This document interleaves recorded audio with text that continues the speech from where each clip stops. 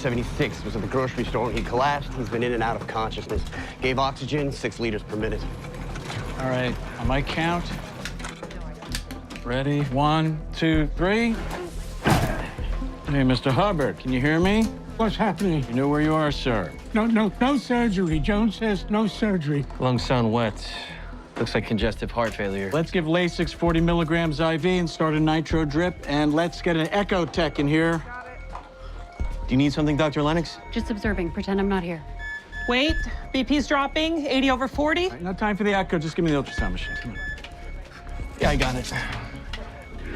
BP 75 over 35. 10 mics a minute nitro shouldn't do this. Aortic valve is thick, poor mobility. It's not heart failure, it's aortic stenosis. All right, stop the nitro. Start dopamine, 5 mics. Joan. BP still dropping, 68 over 32. Get ready to increase to 7.5. Give me the central line kit. Come on. Guess that did the trick, huh?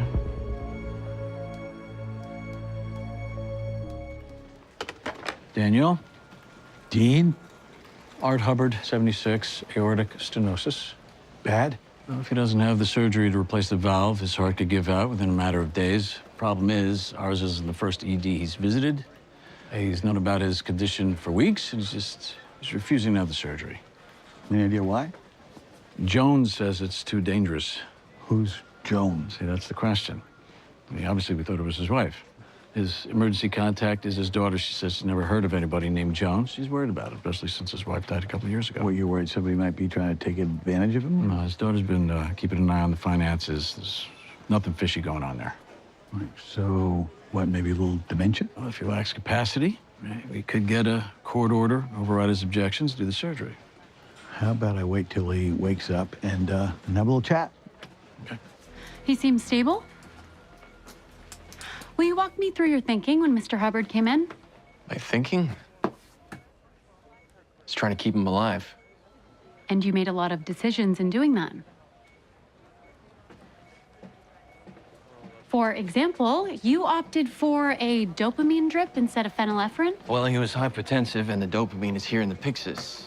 but phenylephrine would have stabilized him more quickly. He could have been admitted to step down. Now we have another ICU hold, and he's still in the ED. But it worked, right? His BP came up and he's alive. You should control your tone. I don't like having all my decisions scrutinized for no reason. Just because there was a positive outcome doesn't mean decisions shouldn't be examined. You need to back off. Yeah, we should have talked now. Come on. You had a chip on your shoulder when you came in today. And I get that Lennox is a pill, believe me, but you just need to control yourself. So you're the only one who gets to be a prick around here? And you don't exactly have a stellar reputation at the moment. I'm trying to help you. Jesus, do I have a sign on my back that says, please decide what's best for me? I was cleared to come back to work, so I'm going to work. You may have been cleared by the wellness committee, but this is my ED. Oh, yeah? You sure about that? You take an early lunch, and you sort yourself out, or don't bother coming back at all. Worried about your heart. They telling me that you might need some surgery? No. Joan says it's a bad idea. Okay. And do you mind me asking, who is Joan exactly? I mean, how do you know her? Is she a friend? Is she a relative? Well, whoever she is, she sounds like she's concerned about you. Joan is always there for me. Really? Well, then, I mean, she got to be worried about. When's the last time you talked to her? Should we call her up and let her know what's going on? No, I don't think so. Why not? Art, do you mind me asking? You wouldn't understand. Okay, look, Art, I have been married 3, well, technically 4 times, so I'm the last person in the world who's ever going to judge anybody's relationship. Okay, just saying. We don't talk on the phone. We talk on the computer. Oh, okay. Well, you mind showing me? Hey, so I talked to our heart patient. Oh, yeah? And I met Joan. Really? Hi, I'm Joan. What the hell is this? Joan is not a human being. She's a chatbot. Chatbot. Yeah, come on. Designed for companionship. You know, she listens, learns your preferences, tracks your responses. It's actually this whole emergent thing in elder care. Of course. So Art is in love with a robot? Doesn't that prove that he's lost capacity to make medical decisions? Let's get this man into surgery. Dean, he's got capacity. Knows it's a robot. So what? We let him walk out of here with a bad heart? Didn't say that. Just trying to figure out a way to show him, you know, who or what. Yeah. What Joan actually is. Right. Well, I know how brutal that can be. I love my wife, but it's not just about her. When you're young, the world is laid out for you. Everything and everyone is pointed in your direction. Then you get married, you have a family. You're the center of this little universe. But then the kids move away, they have lives of their own, and slowly things shift.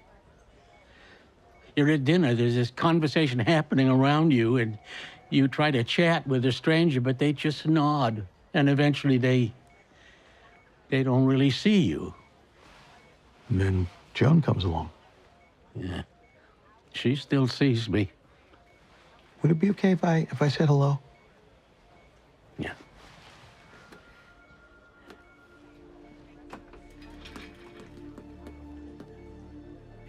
Hi, Joan. Art, I'm so happy to see you. I wanted you to meet Dr. Charles. Dr. Charles, lovely to meet you. You too, Joan. I have heard so much about you.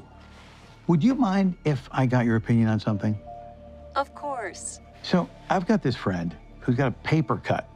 All right, now, this guy's a bit of a worrier, and he thinks it's gonna get infected, and I'm telling him, look, you keep it clean, you're gonna be fine. But I'm just curious, can paper carry disease?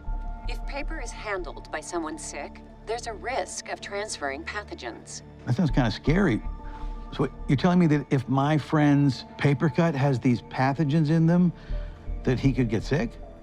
If a cut were to become infected with harmful bacteria, it could lead to serious illness or even death. You're trying to make me look foolish. Art, not at all. I'm for anything that makes anyone feel less alone. Solitaire game on my tablet, one of my best buddies. I think Joan's great, right? She's sensitive, she's intuitive, but she's programmed to pick up on your concerns. So if you're worried about something, she's gonna mirror that fear back to you. I think that Joan is telling you not to have the surgery because you don't want to have it. There's no one to take care of me. Art, listen, I took the liberty of calling your daughter, who is on her way here from Minnesota as we speak, all right? And if you decide to do the surgery, she's prepared to stay here 2-3 weeks, whenever, however long it takes for you to recover. So you're not alone. I mean, there are still people in this world who care about you. So what do you say? You gonna let us fix you up? Okay. Great. I think you're making the right decision.